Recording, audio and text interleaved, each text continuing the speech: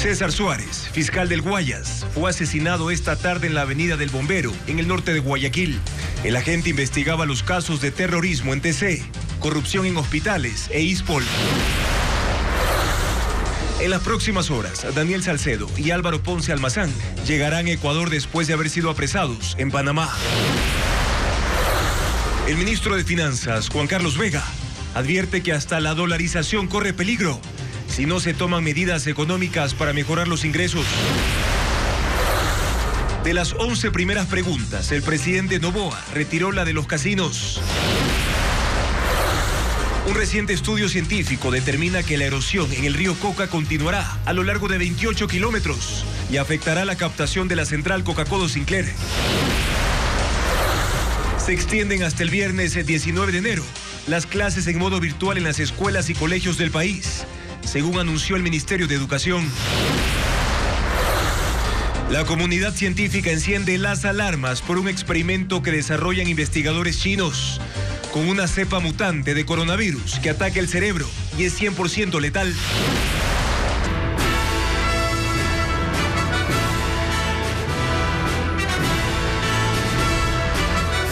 ¿Qué tal, amigos? Bienvenidos a Televistazo Estelar. Comenzamos con el desarrollo de la información más relevante de la jornada de este miércoles 17 de enero.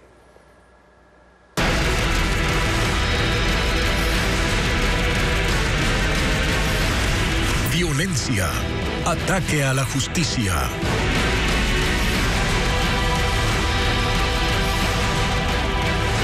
El fiscal César Suárez fue asesinado esta tarde en el norte de Guayaquil cuando iba a una audiencia de antinarcóticos. La fiscal general pidió que se garantice la seguridad de los funcionarios públicos y dijo que el crimen no frenará las investigaciones por corrupción, terrorismo y crimen organizado. Dentro de este carro blanco quedó el cuerpo del fiscal César Byron Suárez Pilay, agente de la Unidad Nacional Especializada de Investigación contra la Delincuencia Organizada Transnacional. El crimen se registró en la avenida del Bombero, norte de Guayaquil, cuando fue abordado por 4 sicarios que se trasladaban en un carro y una moto a la 1:30 de la tarde. Se comunicaron personas por la central de radio, enviamos a un compañero y él manifestó que no era un accidente porque decía que era un accidente. Se pudo divisar que habían disparos sobre un vehículo y inmediatamente llamamos a la Policía Nacional. El fiscal salió de su casa ubicada frente a la Policía Judicial, rumbo a los juzgados del Albán Borja para una audiencia por tráfico de drogas. Agentes de criminalística encontraron más de 20 restos de bala de fusil. Los vidrios de la parte delantera del carro estaban perforados. El comandante zonal de la policía y la fiscal provincial llegaron al sitio, pero no se refirieron al asesinato. Lo hizo la fiscal general mediante su cuenta en la red social X. Respecto a este hecho, que nos enluta como institución, nos encontramos practicando las primeras diligencias en el lugar de los hechos con el objetivo de garantizar, como en cada caso de muertes violentas, que este crimen no quede en la impunidad. Voy a ser enfática. Los grupos de delincuencia organizada, los criminales, los terroristas no detendrán nuestro compromiso con la sociedad ecuatoriana. Continuaremos con más fuerza y compromiso.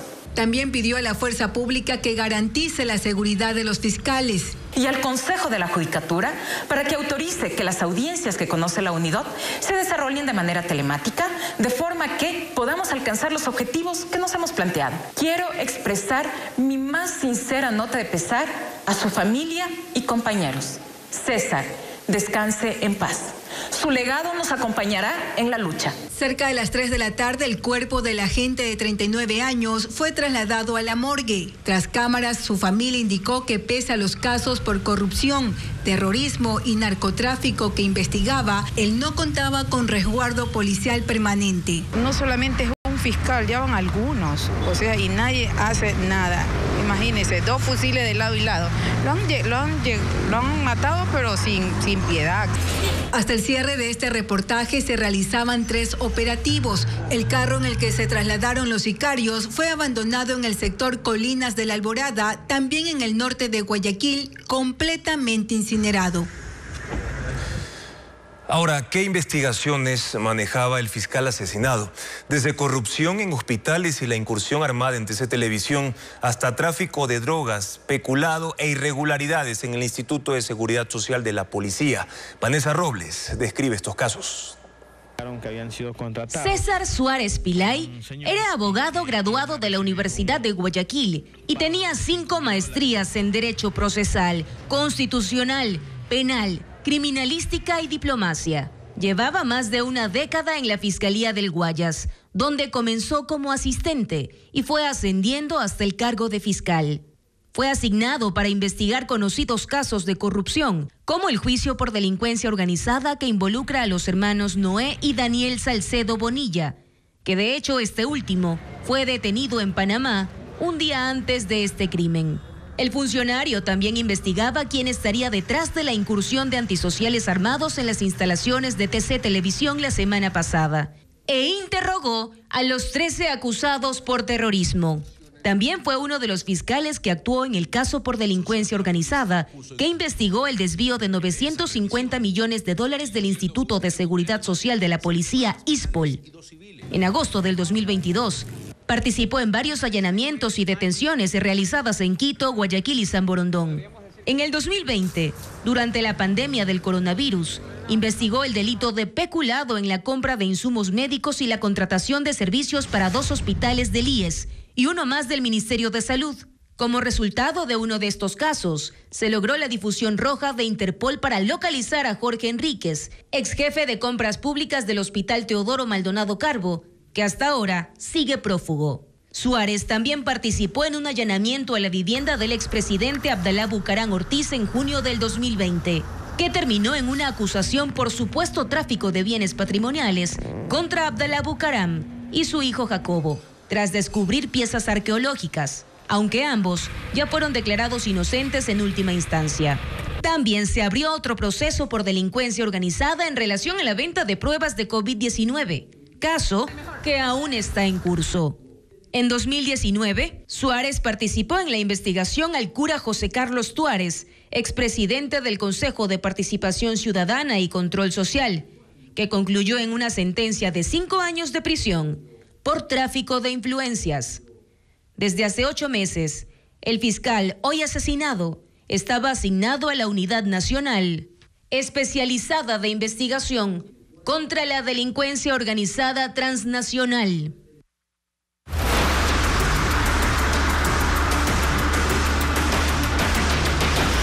Salcedo, capturado otra vez. La alerta roja de Interpol, publicada el jueves, fue clave para retener a Daniel Salcedo en Panamá, quien llegaría a Ecuador en las próximas horas, como lo informa Fabiola Santana. Desde ayer, Daniel Salcedo Bonilla está detenido en Panamá. Fue abordado cuando pretendía tramitar su asilo en ese país. Su localización y captura fue posible gracias a la difusión de alerta roja de Interpol, solicitada por Ecuador y difundida el 11 de enero, una semana después de su vinculación al caso Metástasis. La alerta de Interpol señala que era un prófugo buscado por un proceso penal. Advierte que es peligroso, propenso a la evasión. Informa sus datos y descripción física y explicó que es requerido en Ecuador, pues habría conformado y concertado un grupo estructurado conjuntamente con el ciudadano Javier Jordán, con presuntos roles de financiamiento, dirección y planificación a fin de conseguir ciertos beneficios como seguridad, libertad e impunidad a favor del ciudadano sentenciado Leandro Norero Tigua, y que habría facilitado nexos con autoridades judiciales para evadir su responsabilidad penal y la de los integrantes de la organización. Ahora corresponden los trámites para su retorno a Ecuador. Este miércoles a las 9 de la mañana, el presidente de la Corte Nacional de Justicia remitió el pedido de extradición a Panamá. Dicho proceso hemos iniciado y algo más. Hemos comunicado y solicitado que se mantenga detenido con fines de extradición. Ahora bien, iniciado el proceso, de nuestra parte cumplimos de conformidad estricta con la ley.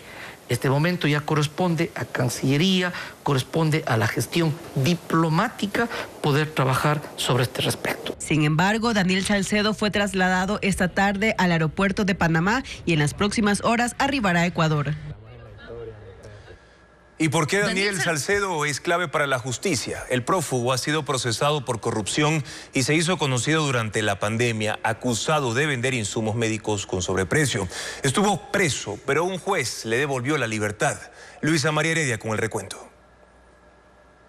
Daniel Salcedo no es solo una de las 39 personas procesadas por el presunto delito de delincuencia organizada en el denominado caso Metástasis. Es decir, no solo formaba parte de la estructura criminal que operaba a favor de Leandro Norero, gestionando sobornos a jueces y funcionarios del sistema penitenciario para beneficiar al narcotraficante, a quien llamaba ñaño, y contratando con entidades estratégicas para que el patrón lave el dinero que obtenía por la venta de droga y armas de fuego. Según Fiscalía, Salcedo era pieza clave también de la red de corrupción que operó durante muchos años en empresas públicas, como la Corporación Eléctrica del Ecuador, CELEC, y la Corporación Nacional de Telecomunicaciones, CNT. Ponía funcionarios y por medio de las empresas que había creado, firmaba contratos con el Estado. Daniel Salcedo saltó a la luz pública en el 2020, cuando sufrió un accidente al intentar huir del país en una avioneta, mientras era investigado por contratos con sobreprecios detectados en el Hospital Teodoro Maldonado Carbo del Instituto Ecuatoriano de Seguridad Social, aunque fue la venta de insumos médicos con sobreprecio durante la pandemia, como las fundas para cadáveres, lo que realmente lo puso en el centro de la crítica. A raíz de eso fue procesado por delincuencia organizada y sentenciado por peculado, fraude procesal, lavado de activos e ingreso de objetos prohibidos a prisión, ya que en su celda grababa TikToks. Fue detenido bajo la figura de prisión preventiva en junio de ese año, pero recuperó la libertad 2 años después con ayuda de un juez de Paján. Pese a todo, intentó ser asambleísta. Apareció como cabeza de la lista de candidatos por Guayas que presentó al Consejo Nacional Electoral, Fuerza Ecuador, extinto partido que fue fundado por Dalo Bucarán, su amigo. Según reconocieron ambos, lo hospedó en su casa en Miami, le compró boletos aéreos y compartieron acciones en una compañía. Otra de las empresas de Salcedo, HDC Producciones, organizó las presentaciones del pianista Raúl Di Blasio en colegios por contrato con la gobernación del Guayas, lo que fue observado por la Contraloría. Antes de tener problemas con la justicia, Daniel Salcedo era músico y tocaba con una banda cristiana. También fue guía juvenil en una iglesia evangélica del norte de Guayaquil, en la que los pastores eran sus padres. Y Salcedo no estaba solo durante su captura. Iba con Álvaro Gabriel Ponce Almazán, exgerente del Hospital Guasmo Sur, quien también fue retenido. Bessie Granja detalla a qué investigaciones está vinculado. En julio de 2020, Álvaro Gabriel Ponce Almazán fue detenido por la Fiscalía General del Estado, que abrió una investigación por el delito de delincuencia organizada cuando cumplía funciones como director del Hospital del Guasmo Sur en Guayaquil. Allí las autoridades detectaron la salida irregular del medicamento Actemra, utilizado para el tratamiento a pacientes con COVID-19. El fármaco era comercializado de forma ilegal por Abraham Muñoz, quien fue asesinado en la penitenciaría del Litoral, y Noé Salcedo, sentenciado a 7 años de prisión por este delito, y hermano de Daniel Salcedo. Ponce Almazán estuvo recluido durante 10 meses y salió en libertad en 2021, luego de que una jueza de Guayas le otorgó el sobreseimiento. Ese mismo año la Fiscalía apeló esta decisión y lo llamó a juicio. Desde ese entonces, según el organismo, se encuentra prófugo. Pero no es el único delito al cual se lo vincula a Álvaro Ponce, quien también fue gobernador de Guayas en el gobierno de Lenín Moreno. En julio de 2023, la Fiscalía lo llamó a juicio por peculado en el Hospital del Guasmo Sur, por la compra irregular durante la pandemia de placas, tornillos y otros insumos de traumatología. El expediente fiscal detalla que la operación se realizó por $645,000, pero no fueron entregados aproximadamente $500,000 en productos, siendo ese el monto del perjuicio. Según la Fiscalía, Álvaro Ponce, como exgerente, fue quien autorizó el pago pese a no recibir la totalidad de lo adquirido. La institución solicitó a un juez que se emita una alerta a la Interpol para su captura. 1.306 millones de dólares se recaudarán con el incremento del IVA según el gobierno, si es aprobado. Ministros y autoridades defendieron el tercer proyecto económico del presidente en la Asamblea. Patricio Díaz informa que los empresarios respaldan la medida. La primera comparecencia a la Comisión de Desarrollo Económico de la Asamblea fue el ministro de Economía, Juan Carlos Vega. En su exposición destacó que el objetivo del régimen con el incremento del IVA es recaudar al menos 1.306 millones de dólares. Reconoció que además de cumplir el objetivo de financiar la guerra contra el terrorismo, es parte de las medidas para solventar los problemas de la economía, déficit, retrasos, falta de liquidez, entre otros. Expone los riesgos de no tomar ninguna medida. El impacto principal, rotura de la cadena de pagos, reducción de la liquidez nacional, afectaciones del sistema financiero y finalmente hay que decirle con todas sus letras, poner en riesgo la dolarización. Porque la dolarización es un sistema cerrado que depende de la entrada y de la salida de dólares, ¿no es cierto? Vega asegura que se recaudarán algo más de 2.000 millones de dólares con otras medidas. Las retenciones a grandes empresas, mantener el ISD en 3.5% y la remisión tributaria del último mes. Insistió en que las cuentas públicas exigen ingresos permanentes para poder enfrentar la crisis económica. Como es el IVA, para cubrir las necesidades, primerito, y primordialmente de combate, pero también las necesidades básicas que provee el gobierno, salud, educación. Según el director del Servicio de Rentas Internas, la afectación del incremento del IVA se reduce porque ese impuesto no se cobra a alimentos de primera necesidad y otros de la canasta básica. La población de menos recursos del país consume mayormente estos bienes y servicios que están grabados con tarifa 0%. Por eso es que decimos que el impacto a los más pobres es mínimo. La ministra de Gobierno, Mónica Palencia, resaltó que el IVA es un impuesto que se empieza a recaudar de manera inmediata y eso facilitará la urgente liquidez que exige la lucha contra el crimen organizado. Llamó la atención a los legisladores para que revisen sus posiciones frente a los grandes recursos de los grupos narcoterroristas. Si nosotros no nos unimos fuertemente, perdemos territorio, perdemos soberanía y seguimos discutiendo. Me van a disculpar si vamos a aumentar el IVA por 3 meses, por 6 o por 1 año. Señores, somos el país que menos IVA paga. Las comparecencias del comandante de la policía y el jefe del Comando Conjunto de las Fuerzas Armadas fueron reservadas por los temas de seguridad que se trataron. La comisión recibirá a otras autoridades el próximo viernes. El presidente de Colombia, Gustavo Petro, aseguró que ha dado la orden de detener a alias Fito si se confirma que está en ese país. Informa Pedro Jiménez. Si es una realidad, pues la orden es capturarlo. La inteligencia policial está trabajando pues los indicios para confirmar ese tipo de afirmaciones, pero todo gran criminal tiene que ser capturado y Colombia debe capturar a sus más grandes criminales. Investigadores chinos experimentan con una cepa mutante de coronavirus que ataca el cerebro y es 100% letal. El estudio fue criticado por el riesgo que representa para toda la población. Merlis González con los datos. A 4 años del inicio de la pandemia de COVID-19, la comunidad científica encendió nuevamente las alarmas por los experimentos que están haciendo en China.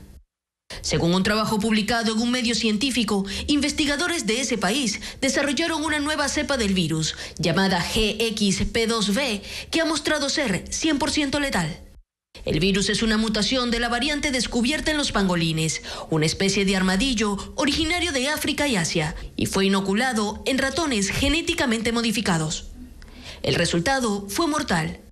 Los roedores perdieron peso drásticamente en 5 días después de ser infectados. Sus ojos se pusieron blancos y a los 8 días murieron. El informe detalla que había gran carga viral en sus pulmones, huesos, tráquea y principalmente en el cerebro, lo que sugiere que el nuevo virus se riega rápidamente. En las conclusiones además se explica la alta probabilidad de transmitirse a humanos por la capacidad de adaptación que tiene el virus. El estudio ha levantado críticas sobre la seguridad de la investigación y serias preocupaciones por el almacenamiento del experimento, pues tiene la capacidad de desatar una nueva... Atención, padres de familia, porque hasta este viernes 19 de enero seguirán las clases virtuales en todas las instituciones educativas del país. Vanessa Robles con el anuncio del ministerio. Hasta esta mañana se había ratificado que tras una semana de educación virtual, los estudiantes de las escuelas y colegios del país regresarían a clases este jueves. Sin embargo, la decisión cambió y todo seguirá igual hasta el viernes 19 de enero, incluyendo al personal que labora en dichas instituciones educativas. Se entiende que los 15.000 establecimientos fiscales, fiscomisionales, municipales y particulares del Ecuador retomarán las clases el próximo lunes, pero el Ministerio de Educación no lo ha dicho con claridad. La decisión surge en medio de ajustes que se están dando en protocolos de seguridad, sobre todo en colegios privados. El registro de placas, el registro de vehículos, los tags de acceso, o sea, todos estos elementos se van sumando. Para la Corporación Ecuatoriana para la Calidad de la Educación, la falta de claridad en las directrices trastoca la planificación interna de las instituciones. Y nos genera dificultades porque los estudiantes tienen que rendir sus pruebas, tienen que rendir las evaluaciones, cómo las van a hacer, si las van a hacer presenciales, si las van a hacer en línea. Y de repente viene otra disposición y seguimos alargando el tema. En la costa, por ejemplo, los exámenes de finalización del año, tanto de tercer trimestre como del último quimestre, están previstos para la primera semana de febrero. ¿Y qué proponen desde las universidades para vencer el miedo? Recuperar los espacios públicos y fomentar las reuniones. A la par, las 62 instituciones de educación superior del país ya ajustan protocolos. Si en algo coinciden las 4 universidades consultadas por Televistazo, es en que el miedo colectivo paraliza, influye en la toma de decisiones y provoca pérdidas generalizadas para el país. Aunque la modalidad virtual fue adoptada como alternativa preventiva, para el rector de la Universidad Espíritu Santo es urgente retornar a las aulas y así recuperar los espacios públicos. El arma de estos grupos terroristas ha sido precisamente el miedo, la intimidación. Sin embargo, es necesario volver a los espacios públicos, es decir, volver a las clases, volver a encontrarnos, pero sobre todo haciendo conciencia de que no podemos seguir escondidos. La Universidad de Guayaquil reconoce que la educación no debe aupar el encierro, ya que son las mismas instituciones donde los estudiantes se forman para encarar los problemas sociales y también analizan el retorno de sus 65.000 alumnos lo antes posible. En esta semana justo la Universidad de Guayaquil va a ser sede de un congreso internacional donde más de 30 universidades van a trabajar, van a dar a conocer resultados, ¿verdad? Cómo nuestros estudiantes pueden tranquilamente hacer frente a estas crisis que se está viviendo actualmente. En la Pontificia Universidad Católica del Ecuador en Quito, esta semana los jóvenes ya regresaron a clases. Para el rector de la institución, se debe recuperar las riendas del país y para conseguirlo, se enseña con el ejemplo. Como sociedad no podemos quedarnos allí, debemos tomar medidas para saber gestionar el miedo, la zozobra y gestionar el tiempo que se nos viene. Yo creo que un buen manejo de las narrativas y un buen uso de las redes sociales puede en algo disminuir ese encerramiento al cual tendemos todos. La presencialidad también se retomó en la Universidad Nacional de Chimborazo, UNACH, ya que están convencidos de que la tarea para docentes y estudiantes es adaptarse, sin abandonar por completo las clases presenciales. La vida continúa. Lo que más necesita esta sociedad, entre varios factores primordiales, es educación. Según la Asamblea del Sistema de Educación Superior Ecuatoriano, ACESEC, las 62 universidades del país, entre públicas y privadas, están ajustando sus protocolos para incluir simulacros de escape y apoyo psicológico ante la actual crisis de inseguridad. Un arsenal de armas fue hallado en un inmueble en Quito por las Fuerzas Armadas y también la policía. Más resultados en Manabí, Santo Domingo y Napo. El operativo arrancó a las 5 de la mañana de este miércoles, luego de que la Fiscalía dispuso el allanamiento de una vivienda en Cumbayá, en el nororiente de Quito. Según la policía, hallaron un arsenal, 75 escopetas y rifles, 33 revólveres y pistolas, municiones, cartuchos y prensas para fabricarlos. Un hombre de 65 años fue detenido. En el Cantón Sucre, en Manabí, también fue detenido un hombre durante un allanamiento, en el cual, según la policía, hay una escopeta, una subametralladora, una pistola y 65 municiones. En Archidona, provincia de Napo, el número de detenidos fue de 5, 2 extranjeros y 3 ecuatorianos. Los uniformados afirmaron que habían encaletado un fusil, 2 pistolas y 25 cartuchos. En Santo Domingo hubo 2 allanamientos con 2 detenidos que Fuerzas Armadas calificó de terroristas. En 2 casas los uniformados encontraron 3 armas de fuego, municiones y un explosivo. A escala nacional ya suman 1.975 detenidos, 158 de ellos por terrorismo, en 55 operaciones de las Fuerzas Armadas y la Policía Nacional. Hacemos una pausa, pero enseguida un narcorefrigerador fue hallado en un operativo antidrogas. La puerta conducía a un vivero de marihuana. La historia completa luego del corte. La locura de Helene Es hora de darle su regalo de bodas. podría acabar con todo. Hola. Mira lo que hay aquí. Helene, ¡abre! En el capítulo final de Hilos del Destino, lunes 22 de enero, 8:30 de la noche. Neslean vio en Damla a la hermana que perdió, Contigo seré la hermana que no pude ser con ella. pero jamás pensó que sería su peor error, ¿Sabe cómo te sientes por el suicidio de tu hermana? porque la traición vendrá. Soy la última persona de quien sospecharía tu esposo. Neslean me reemplaza por su hermana muerta. De quien menos lo esperaba. ¿Qué sentiste mientras hacías el amor en mi propia casa? Traicionada, martes 23 de enero, 8:30 de la noche.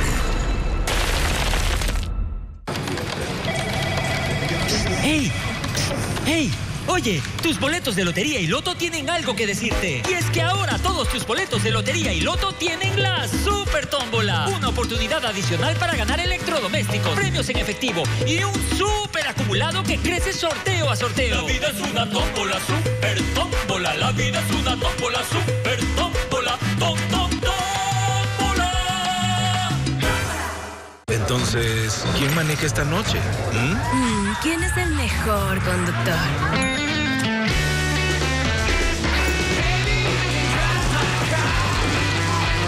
Adivinen quién maneja.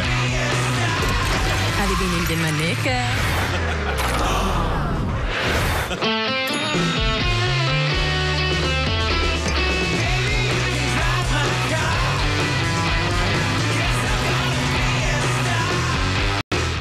Esto es Nissan X-Trail e-Power.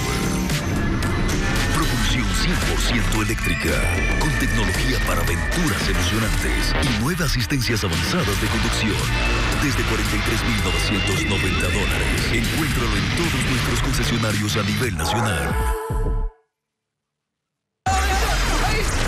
Chicos, ya Guacachemunga y Oposcol Guacamanga.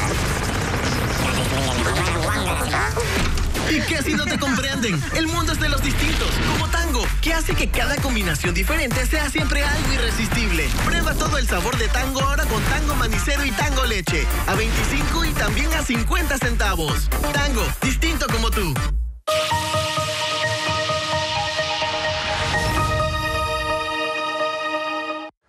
El presidente Daniel Noboa retiró la pregunta número 11 del primer paquete que envió a la Corte Constitucional para la consulta popular.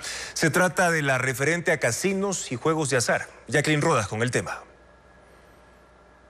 El presidente de la República, Daniel Noboa, se ratifica en las 10 primeras preguntas enviadas a la Corte Constitucional para la consulta popular. La tarde de este miércoles envió la respuesta solicitada por la jueza Teresa Núquez, quien le dio la oportunidad de revisar el cuestionario para ratificarlo o retirarlo. El primer mandatario únicamente desistió de la pregunta número 11, que planteaba la legalización de los casinos, salas de juego, casas de apuestas y juegos de azar, ampliamente criticada por el riesgo de incrementar el lavado de activos. Las demás preguntas también recibieron críticas, entre ellas que son temas que ya están vigentes, en trámite en la Asamblea, mal planteadas o intrascendentes para enfrentar la crisis de inseguridad que vive el país. Pero en el documento Noboa asegura que son necesarias. tienen que ver con las funciones de las Fuerzas Armadas, reformas al Código Penal, incremento de penas en ciertos delitos, evaluación a jueces o el control a extranjeros. El presidente recalca que esperarán el dictamen de la Corte para tomar decisiones sobre la consulta. El Pleno tiene hasta el 15 de febrero para emitir su resolución. Luego de hacerse pública la respuesta de Noboa, la Corte Constitucional dio a conocer que la jueza Carla Andrade abocó conocimiento del segundo grupo de 9 preguntas. La magistrada, a diferencia de Teresa Núquez, no consultó al presidente si ratifica o retira el cuestionario. Este dictamen debe emitirse hasta el viernes 16 de febrero. El Tratado de Libre Comercio con China tambalea en la Asamblea Nacional. No hay 70 votos para su aprobación. Esta semana, grupos ambientalistas han hecho observaciones, como lo informa Diego Puente.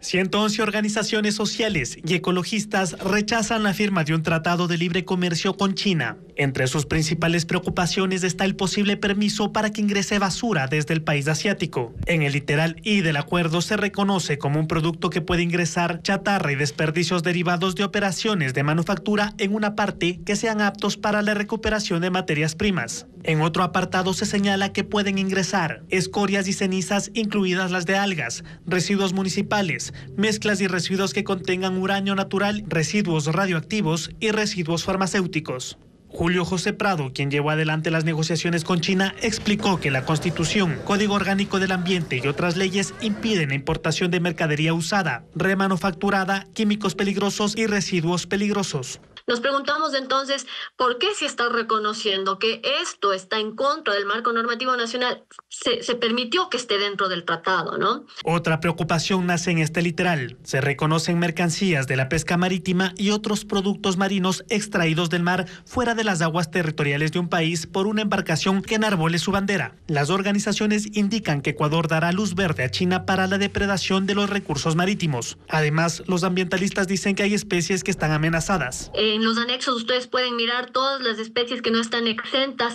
Por mencionar algunas están, por ejemplo, las mantarrayas, por mencionar otras están los tiburones, por mencionar otras están las orquídeas. Se suman preocupaciones por la flexibilización de controles ambientales a empresas chinas y el permiso para el ingreso de semillas transgénicas. El acuerdo indica que Ecuador debe reducir los aranceles a más de 8.300 productos. Para ampliar este tema, ya nos acompaña el ministro de Producción del anterior gobierno, Julio José Prado, encargado de liderar las negociaciones con el país asiático. Casi el 100% de los productos ecuatorianos entrarán con 0 arancel a China, el 60% de inmediato y el resto entre 5 y 10 años. Sin embargo, hay algunos puntos polémicos. Julio José, bienvenido. Buenas noches, Juan Carlos, gracias por la invitación. Los argumentos que están usando los grupos que se oponen al TLC con China, mirados en su conjunto, ¿son argumentos técnicos o políticos? A ver, hay temas que tienen que ver con temas económicos, temas ambientales y sin duda hay argumentos políticos. ¿Pero son políticos con argumentos o sin ellos? A ver, hay una evidente argumentación política de que como este TLC fue negociado por el gobierno anterior, el gobierno de Guillermo Lasso, hay que oponerse a él.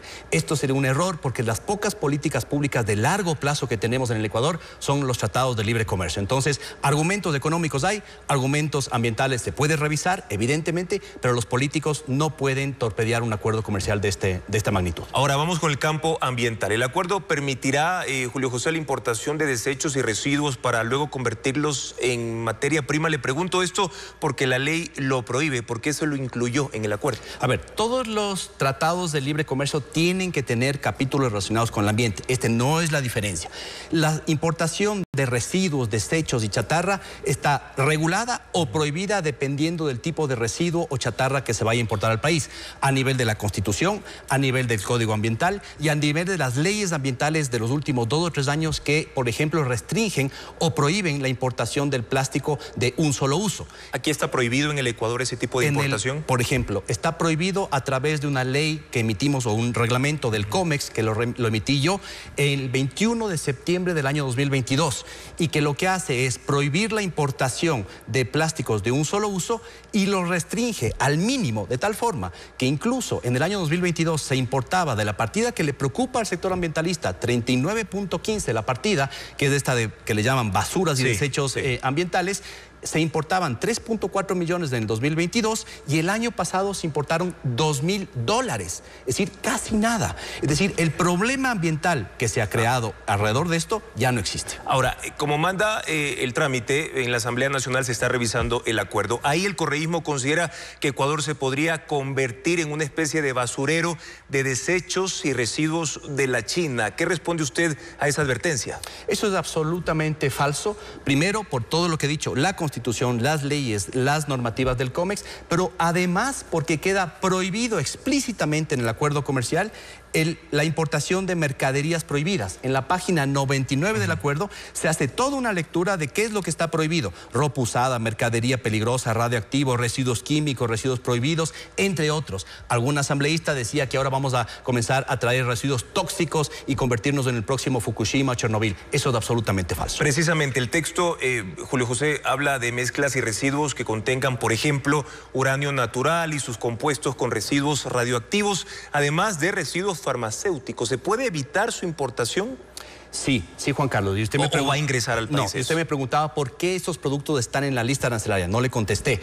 Cuando se negocia un tratado de libre comercio, es como que fuera un diccionario abierto de todas las partidas arancelarias que existen en el mundo. Son negociaciones de estándar. Es decir, que exista la palabra desechos, mencionada 60 veces en el acuerdo comercial de China o en el Ecuador, y que es la misma vez que se menciona en la Unión Europea, en Estados Unidos, en cualquier acuerdo comercial, no significa que esas partidas pueden ser importadas al Ecuador, porque tienen licencias previas o porque tienen normativa expresa que no permite ingresarlas al país. Entonces, específicamente residuos tóxicos, químicos, no pueden ingresar al país porque están prohibidos o restringidos. Todo esto que le acabo de mencionar, entonces, usted da su palabra, Julio José, de que no va a ingresar al país a través de ese acuerdo. No hay nada en el acuerdo comercial de TLC que está publicado que permita esa importación de residuos tóxicos, químicos o de basura de desechos. También hay oposición porque se dice que el TLC da un trato especial al sector pesquero chino y eso permitiría que ingresen incluso a pescar a Galápagos. ¿Eso es exacto? Es falso. Primero, en Galápagos no puede pescar ninguna flota que no sea la ecuatoriana y en la zona protegida no puede pescar nadie. Lo que dice el trato nacional es de cómo se considera que la pesca que está en un barco es de un país, ya sea del Ecuador o de China, pero de ninguna forma se le permite, ni por la Constitución, ni por las leyes, ni en el TLC, que un barco chino, por ejemplo, ingrese a aguas nacionales a pescar, peor en el caso de Galápagos. Eso es absolutamente falso. ¿Se descarta que se aprovechen para ejercer la pesca ilegal? No, la pesca ilegal no se puede ejercer en el Ecuador, está prohibida por nuestras leyes, está prohibida por las leyes del Ecuador y las leyes internacionales. No se va a exportar ni se va a permitir la exportación de tiburones, de aletas de tiburón, de pepinos de mar, ni de parte de China, ni de parte de las flotas ecuatorianas tampoco. Eso está prohibido y es un delito. ¿Y cómo se garantiza que los buques chinos con este acuerdo no realicen precisamente ese tipo de actividades que en algún momento lo hicieron y que levantaron las alertas en el país? Si algún buque chino o de cualquier flota internacional ingresa al mar nacional, al mar territorial o peor a Galápagos, es detenido y toda su carga es confiscada. Eso está en las leyes locales y en las leyes internacionales. El Tratado de Libre Comercio es de comercio, no tiene nada que ver con la normativa local o extranjera que prohíbe actividades. Está en otras normativas. Están en todas las normativas y dice claramente, explícitamente en Tratado de Libre Comercio que es un tema comercial. Todas las otras normativas que protejan el ambiente, que prohíban la comercialización de ciertas especies, etcétera y demás, no se van a permitir con este acuerdo comercial ni con otros que ya se han firmado en el pasado. En cooperación internacional, inversiones, ¿se relaja, como algunos dicen en la Asamblea, las normativas ambientales nacionales para facilitar la inversión? No, Juan Carlos. En el artículo 9.3 de cooperación para la inversión hablamos de medidas ambientales de forma explícita y voy a leer específicamente lo que dice. No deberá renunciar de ningún modo o derogar ninguna medida ambiental como un estímulo para el establecimiento, adquisición o expansión de las inversiones en nuestro territorio. ¿Se mantienen las medidas ambientales actuales pese al acuerdo? Se mantienen todas las medidas ambientales. Queremos que venga inversión de China y otros países, pero de ninguna forma se puede reducir los trámites, las licencias y demás. Eso está específicamente específicamente contenido en este acuerdo. Para finalizar, Julio José, se posiciona a China como un país con productos de baja calidad, contaminado, que tiene poco que aportar al Ecuador en el campo productivo y que incluso podría afectar a la pequeña empresa, a la pequeña producción local. ¿Qué mecanismos de protección ustedes han tomado en ese sentido, en ese acuerdo? Dos cosas. Primero, se posiciona a China, digamos, como un país pobre en desarrollo que no tiene nada que ofrecer al Ecuador. Es errado. China está entre las 12 economías más innovadoras del mundo en este momento y en los próximos años estará entre las 10 primeras, sin duda. Para proteger a la industria local hemos tomado medidas muy importantes que son las más específicas que se ha tomado en un acuerdo comercial con China en cualquier otro país. Hemos excluido 820 partidas sensibles de varios sectores industriales y todas las partidas de la agricultura familiar campesina de nuestros campesinos están excluidas del TLC. Por eso es un buen acuerdo, tiene que ratificarse y mientras más rápidamente entre en funciones nos permitirá exportar más, traer productos de buena calidad a buen precio y que millones de personas se beneficien. Son los argumentos de Julio José Prado, exministro de Producción, sobre el TLC con China. Gracias por habernos acompañado. Gracias, Juan Carlos. Andrea. El presidente de Argentina, Javier Milei, dijo que los países de Occidente están en peligro por abrirle las puertas al socialismo. Milei, que asumió el gobierno argentino en diciembre, se estrenó en un encuentro global en el Foro Económico Mundial de Davos, en Suiza. A los empresarios y dueños de grandes corporaciones los llamó héroes y fustigó al feminismo radical. El primer discurso de Javier Milei como presidente en una cumbre internacional rompió los esquemas de lo políticamente correcto. El foro, que reúne a miles de empresarios, a las corporaciones más grandes del mundo y a representantes de al menos 100 gobiernos, lo escuchó en su ataque al socialismo. Que el mundo occidental está en peligro, dijo Milei. Digo que Occidente está en peligro justamente porque en aquellos países que deberíamos defender los valores del libre mercado, la propiedad privada y las demás instituciones del libertarismo, sectores del establishment político y económico, algunos por errores en su marco teórico y otros por ambición de poder, están socavando los fundamentos del libertarismo, abriéndole las puertas al socialismo y condenándonos potencialmente a la pobreza, a la miseria y el estancamiento. Agregó que ante los avances del libre mercado, el socialismo se ha visto obligado a cambiar su agenda. Puso al feminismo radical como un ejemplo. En lo único que devino esta agenda del feminismo radical es en mayor intervención del Estado para entorpecer el proceso económico, darle trabajo a burócratas que no le aportaron nada a la sociedad, sea en formato de ministerios de la mujer o organismos internacionales dedicados a promover esta agenda. Y a ciertas políticas ambientales. Otro de los conflictos que los socialistas plantean es del hombre contra la naturaleza. Sostienen que los seres humanos dañamos el planeta y que debe ser protegido a toda costa, incluso llegando a abogar por mecanismos de control poblacional o en la agenda sangrienta del aborto. Aseguró que los dueños de compañías son héroes y condenó el control estatal. Ustedes son los creadores del periodo de prosperidad más extraordinario que jamás hayamos vivido. No se dejen amedrentar ni por la casta política ni por los parásitos que viven del Estado. No se entreguen a una clase política que lo único que quiere es perpetuarse en el poder y mantener sus privilegios. Y les dijo que tienen un aliado en Argentina. ¡Y viva la libertad, carajo! La policía peruana detectó un narcorefrigerador durante un operativo antidrogas. La puerta del electrodoméstico era la entrada a un vivero casero de marihuana. Pedro Jiménez con los detalles. El operativo, en una zona marginal, investigaba denuncias por una serie de actividades sospechosas en una vivienda ubicada a 30 kilómetros de Lima. En la cocina había 2 refrigeradoras y una de ellas era solo la fachada de un negocio ilícito. La puerta conducía a un pasadizo hacia otra sección de la casa llena de plantas de marihuana. Era un vivero adaptado con equipos para control de temperatura y un sistema de filtros para eliminar olores. Ahí detuvieron a un hombre de 39 años apodado El Patrón, que intentó justificar el sitio como una instalación doméstica para la producción de aceite de cannabis con fines medicinales.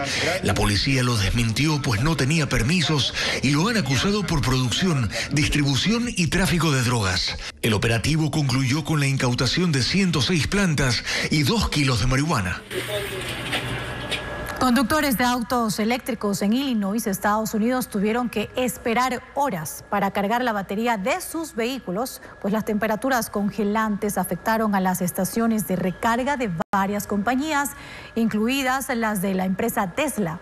El fallo en los sistemas de las unidades que permiten operar a esos autos se dio en varias ciudades en medio de un invierno severo.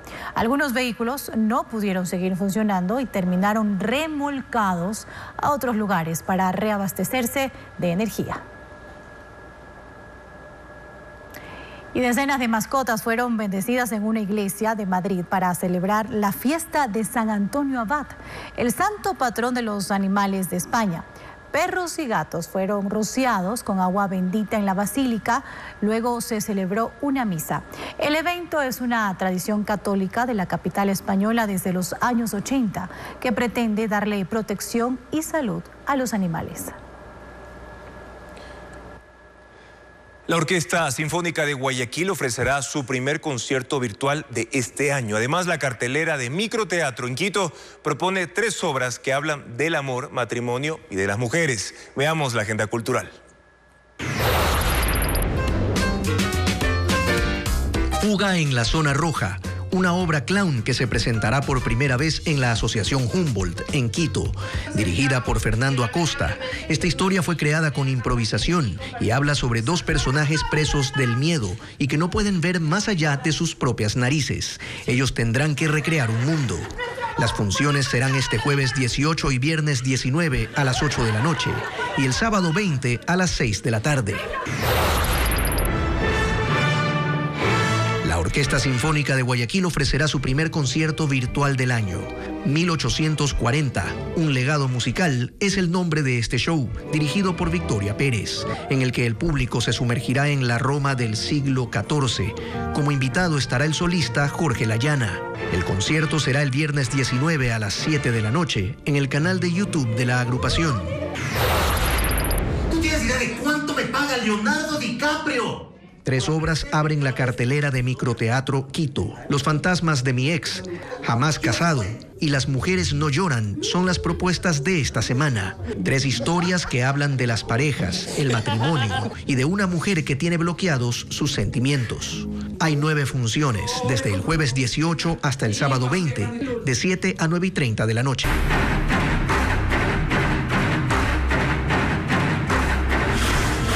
Metástasis, la infiltración narco.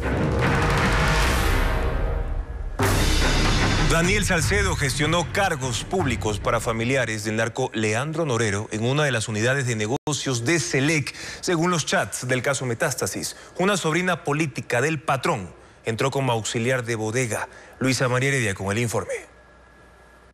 La amistad entre Daniel Salcedo y Leandro Norero surgió y se fortaleció cuando ambos estaban en prisión. Hablaban con bastante frecuencia sobre sus orígenes delictivos. Suspendió sus procesos judiciales y se hacían favores. Los chats recuperados por la Fiscalía dan cuenta de una conversación entre ambos ocurrida en agosto de 2022, en la cual alias el patrón le pidió cargos públicos para su cuñada y sobrina Salcedo, para contentar a su esposa, quien estaba molesta por la detención de sus hermanos. De una, ñaño, para meter a trabajar a mi cuñada. Ñaño, de una, si quieres pásame el CV, de una, porque ya me dicen que ya van a ingresar. Ñaño, bacán, ya te paso. Norero adjuntó el currículum de Alejandra Saltos. Mi cuñada, ñaño, apoya ahí que esta loquita no tiene estudios avanzados. Y la hoja de vida de Glyn Zambrano. Esa es mi sobrina. Seguro de que lo resolvería, Salcedo le ofreció ubicarlas en una de las unidades de negocios de la Corporación Eléctrica del Ecuador. Oye, ñaño, ¿y qué pasó? ¿Me va a apoyar con mi cuñada? Ñaño, la otra semana ya verá. ¿Pero en qué empresa? Transelectric. Belleza, ñaño. Ya creo que la llamaron. Pregúntale, porfa. A mi cuñada, sí. Pero para contratarla, la cuñada de Norero debía al menos ser universitaria. Esto dificultó su ingreso. Le pidieron que tenga 4 semestres como mínimo. Sí, pero ya le dije que vea cómo le mete, ñaño. Chuzo, ñaño, bacán. Si se pudiera, ella es la esposa de mi hermano que está acá preso conmigo. Ñaño, ya estoy en esa mismo. Ñaño, si usted se porta caballero. Yo ya estoy viendo dónde, ñaño. Gracias, ñaño, de verdad. Los últimos chats que constan en el expediente del caso Metástasis y que datan de horas antes de su muerte, en octubre del mismo año, evidencian que el patrón presionaba constantemente a Salcedo para que le resuelva eso, pero no se concretó. En cambio, a la sobrina de Norero sí le consiguió empleo. En los registros de Contraloría se evidencia que entró a trabajar como auxiliar de bodega de Selec. Javier Jordán también está en la mira de Interpol, que emitió alerta roja de localización y captura con fines de extradición al Ecuador. Es buscado en 194 países, aunque se conoce que está en Miami, en la Florida. Fabiola Santana actualiza su situación. Javier Jordán, procesado por delincuencia organizada en el caso Metástasis, también es buscado por la Organización Internacional de Policía Criminal Interpol. El 11 de enero emitió una alerta de difusión roja para su ubicación y captura en 194 países con los que Interpol tiene convenios. Según sus registros migratorios, Jordán está en Miami, Florida, a donde viajó el 2 de febrero de 2020 por motivo de residencia. De hecho, esta localidad está registrada en la boleta como posible región a donde pudiera desplazarse. Entre sus datos personales, la Interpol registra que tiene una discapacidad física y en la descripción del caso señala que Javier Jordán ponía a disposición de personas involucradas en la comisión de delitos empresas para justificar el movimiento de la economía criminal derivada de actos ilícitos dentro del proceso por lavado de activos en el cual había sido procesado Leandro Norero. En la audiencia de vinculación del 3 de enero, la Fiscalía General en Ecuador señaló a Jordán como socio y administrador de los bienes del narcotraficante Norero. En el documento, la Interpol dispuso que en el caso de localizar a Jordán realicen su detención preventiva, de conformidad con la legislación nacional aplicable y con los tratados bilaterales y multilaterales pertinentes. Además del caso Metástasis, Javier Jordán tiene otra orden de prisión por asociación ilícita en la trama de corrupción por la venta de insumos médicos en hospitales de Guayaquil junto con Daniel Salcedo. Javier Jordán y Daniel Salcedo son los únicos procesados del caso Metástasis que registran orden de localización y captura de Interpol.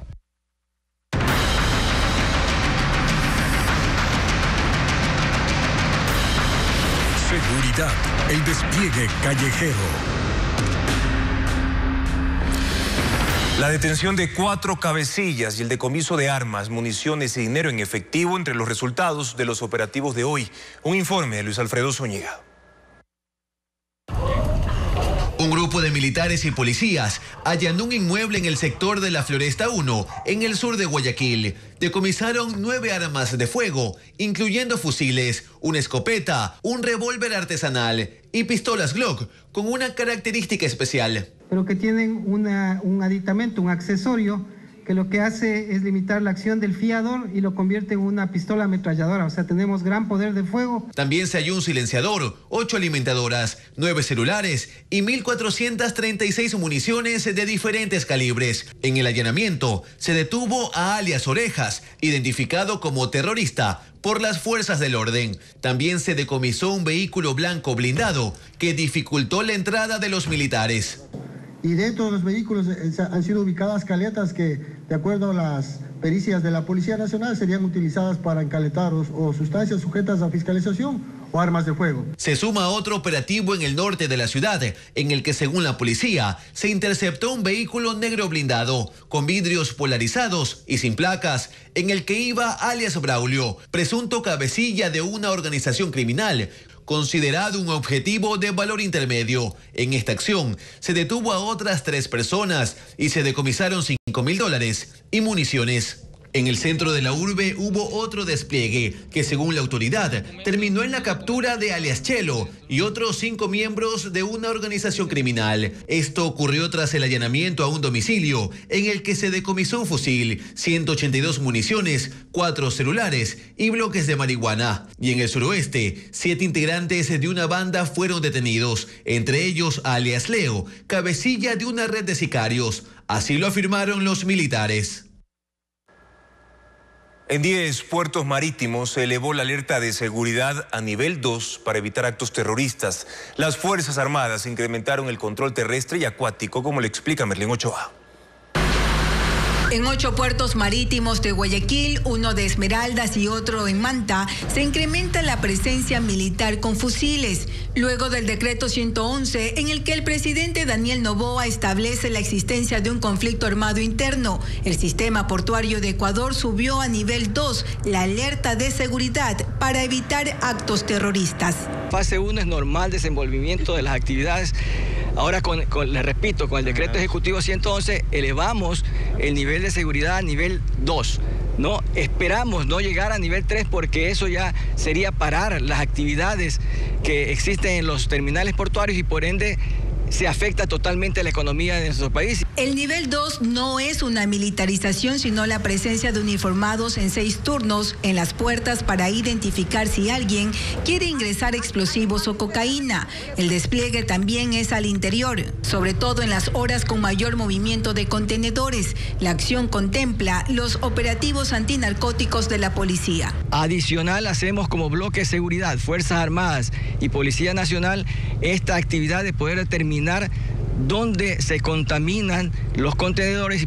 En el mar también se ha reforzado la seguridad militar. Los controles permitieron la incautación de 1,5 toneladas de droga a 200 millas del puerto de Manta. La medida durará hasta la primera semana de marzo, fecha en la que concluye el estado de excepción. Luego de ese tiempo se analiza con las autoridades de cada terminal el uso de drones en los patios de contenedores, donde los narcos ingresan la droga. La situación de los guías penitenciarios es crítica. Agentes han denunciado falta de equipamiento para su labor, convirtiéndolos en funcionarios vulnerables. Carla Delgado con el análisis. El papel de los guías penitenciarios es crítico y ha sido cuestionado en reiteradas ocasiones. Sin embargo, del otro lado hay una serie de demandas que no logran ser resueltas, lo que hace que el control de presos en las cárceles del país no sea efectivo. La retención de guías destapa nuevamente una realidad que ya no es ajena. Agentes que con lo único que cuentan para trabajar es su experiencia. Logística no hay, equipamiento no hay, y equipamiento yo me refiero a equipamiento de protección, un cinto, un chaleco, un casco, un escudo para poder intervenir. Y las pocas armas que tenían tampoco han sido recuperadas. Armas no hay en el 2021, ya lo dijimos también, el SNAI entregó todo el armamento al Comando Conjunto de las Fuerzas Armadas. Hasta ahora me pregunto por qué. Pero además, ¿cómo trabajan al interior de los centros carcelarios si no tienen una comunicación efectiva? Los agentes dicen que no tienen ni radios de transmisión. Los guías penitenciarios cuentan a Televistazo que perdieron el control total de los centros carcelarios desde hace 5 años. Desde entonces son los líderes de los grupos delincuenciales los que tienen el mando. Se suma la falta de personal. Por ahora, solo 2.700 guías custodian una población carcelaria de 31.300 presos. En las cárceles, los uniformados siguen encontrando armas, municiones y explosivos encaletados. También licores importados. Diego Cuenca informa además que 9 prófugos fueron recapturados. Militares y policías continuaron revisando los pabellones en las cárceles de Cotopaxi, El Oro, Esmeraldas y Azuay. Y las sorpresas también siguen. En la de Cotopaxi encontraron cerca de 150 botellas de cerveza, whisky, aguardiente, champán, tequila, cuchillos, armas de fuego, municiones, chalecos antibalas y radios de comunicación. En Machala inspeccionaron por aire y tierra 80 celdas de 5 pabellones. Hurgando en el piso de uno de los patios, los agentes dicen haber hallado 27.148 municiones para armas largas, 12 paquetes de marihuana, 180 papeles de tabaco que son usados para distribuir la dosis de esa droga y alimentadoras. En la cárcel de Esmeralda los presos también encaletaron entre otros objetos. Según el informe de los militares, 2.014 municiones, 9 armas de fuego y 9 explosivos. En el centro penitenciario de Turi, en Azuay, las fuerzas del orden informaron que encontraron 2 baldes llenos de municiones de alto calibre y 9 armas de fuego, entre ellas un fusil. Pero la intervención continúa con una retroexcavadora para remover algunos objetos. Un dato curioso fue informado anoche por la gobernación de Esmeraldas. Uno de los 39 presos que se fugaron se entregó. Es un joven de 19 años que acudió con un familiar hasta el edificio de la gobernación. Su titular Javier Buitrón lo recibió y ante la prensa, el preso detalló que se escapó del reclusorio por la violencia. Además, este miércoles la policía confirmó a Televistazo que lograron recapturar a otros 9 de los fugados.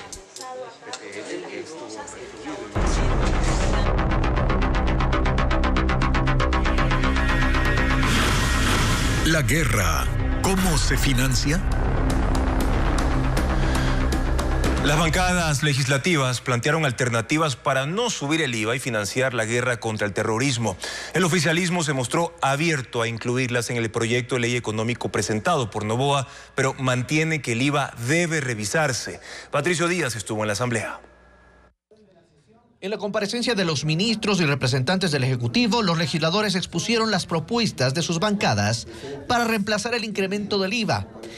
El Partido Social Cristiano y el correísmo coincidieron en 2 temas. Un impuesto a las ganancias extraordinarias de la banca y la minería, el ICE para bebidas alcohólicas y azucaradas, además de otros alimentos que podrían considerarse no beneficiosos a la salud. La Revolución Ciudadana reitera que se debe sumar el 0,5% sobre los patrimonios mayores al $1.000.000. Representa $5.000 para quien tiene $1 millón. Métase pues la mano en el bolsillo. Esto nos va a permitir recaudar aproximadamente de 300 a 400 millones de dólares. Reiteran que el subir el impuesto a la salida de divisas del 3.5 al 5% sería otra opción, y aunque calculaban $600 millones, el SRI dice que serían solo 260. El Partido Social Cristiano mantiene la propuesta de una contribución excepcional. Sobre el IVA señalan que es necesario poner un tiempo, que no sea una medida indefinida. Se puede plantear un tiempo de 2 años, y si continúa el conflicto interno y si no se han logrado comenzar a equilibrar aquellos problemas estructurales que existen, se puede renovar la medida. Estas cosas se pueden hacer. El oficialismo asegura que está abierto a incorporar las opciones que proponen las otras bancadas, pero eso no implica que no se revise el IVA. Estoy segura que se van a adoptar medidas adicionales, no medidas alternativas, adicionales a la que ha propuesto el presidente de la República, que es el incremento de 3 puntos del IVA. Es la propuesta necesaria, es la medida que este país necesita de manera eficiente para poder recaudar rápido los recursos para afrontar esta guerra contra el narcoterrorismo. La presidenta de la comisión y jefa de bloque del oficialismo confirma que sí se acogerá una de las solicitudes sobre el IVA. Estamos abiertos y flexibles a analizar la temporalidad de la medida. Las alternativas se incluirán en el informe para primer debate junto al cambio en el IVA. La intención es que hasta fin de mes esta norma sea aprobada. La erosión del río Coca avanzará otros 28 kilómetros y podría acabar con la captación de Coca-Codo Sinclair.